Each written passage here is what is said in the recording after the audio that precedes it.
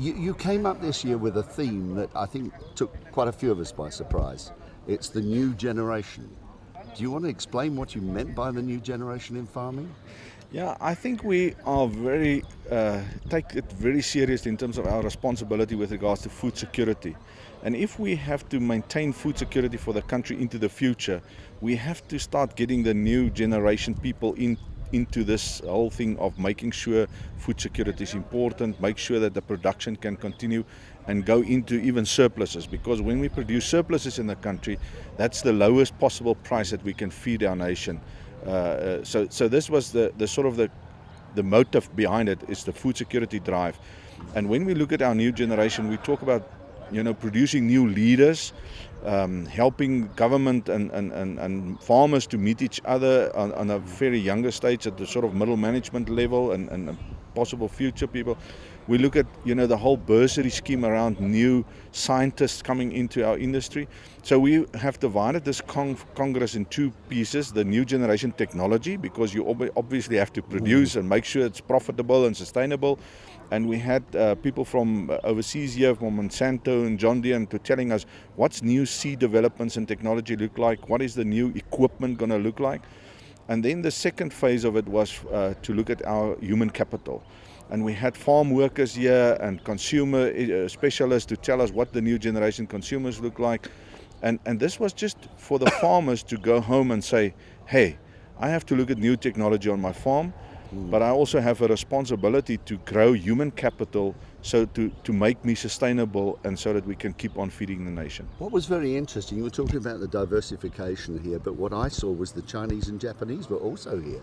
That was a bit of a surprise. Yeah, I think when we started off with our export promotional drive, we want to go back to those countries who are importing our product.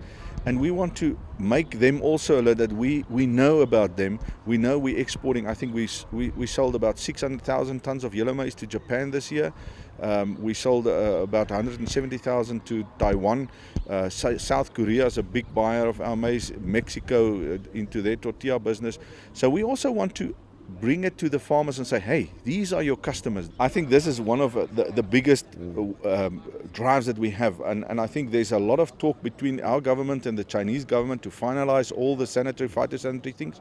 And I think we're just waiting for the minister to sign the final paper. And then China is at the moment not buying from America because of some GMO issues. How much is that going to open up the door, and can we afford to open up the door and sell off maize that we need in this country? I think that's the question that most people want to ask. Yeah, I think we're very excited for that to happen, and I think the more markets we have, the more buyers we have, I think the better for the farmers and to encourage the production to grow more, because there were times when farmers got so concerned about the non-exportable maize that they planted less, and we don't want to go there, because then the prices locally is going to increase.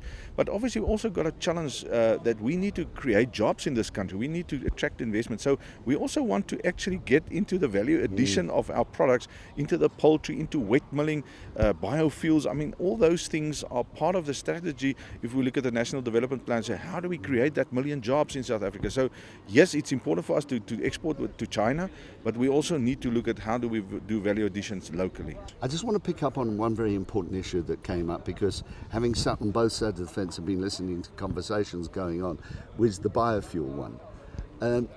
I personally cannot see government allowing a great deal of food going into the biofuel system. There will be restrictions, there will be quota systems there. Do you see it that way? Because there are some farmers who think they're going to get rich very quickly by supplying biofuels. Yeah, I think the government was very wise to start off and say, let's start with a very small quantity blending, because we need to go this route. I don't think we can, there's no debate about that. But they were very smart in selecting something like sorghum. Sorghum is only like 100,000 tons going into the food market. So it's a very limited food market. So if they expand on sorghum for biofuels, it's not going to hurt the food market per se. On the diesel side, I think to go into soyas, soya is going mostly into animal feed side. So it's not that clear cut, but I think it was wise to select those two feedstocks. And we will see how it progresses, and then afterwards we can consider, whether we need to change the feedstock. Agriculturally, the two countries that we should be talking to, and the question I'm asking, are we talking to Brazil and India? Because they've gone the biofuel route, and they have huge food security situations to look Yes. after in their own countries. Are we in contact with them regularly? Are we following their pattern? I think we've learned a lot from the Brazilians on biofuels, but they are using sugarcane, and sugarcane is probably the cheapest feedstock at the Ethanol. moment, to do the ethanol thing. And what we've seen is the Brazilians are very actively in Mozambique because they are on the same latitude, climate conditions and so forth. And we will probably see Africa and the southern part of Africa playing a much bigger role in the future, growing sugarcane to become huge biofuel suppliers in the world. I think for the moment, I know that the sugar industry is lobbying a lot with government to try to get a part of that, that we're looking at sorghum. But even if we utilize our surpluses of sugar for biofuels, I think for South Africa it's also okay, rather than exporting it, at losses. To process that is going to create jobs here. So I think we are so, in our beginning phases that we need to sort out a few little things, and then it will take some momentum to go forward. It's a little bit more important to the agriculture sector than you're actually saying at the moment, because if we do have that biofuel situation, the mixture, it's going to lessen the cost of petrol, diesel, or whatever is used on a farm. Yeah, I'm not so sure. I think the whole thing is we want to create an industry that's not in existence at the moment, to create jobs. And I think what the government is trying to do is to get those industries to be located in the rural areas, to uplift the rural development. And I think this is why you look at Bothaville and Kraddock and those places. I know, for instance, in Kraddock, the unemployment rate is something like 70% in that little town. And this is something that can make a huge difference there. Now, a final question from me. We're in silly season, where nothing happens with government, and it's voting time and so on, and it won't revive until about August, September, even October.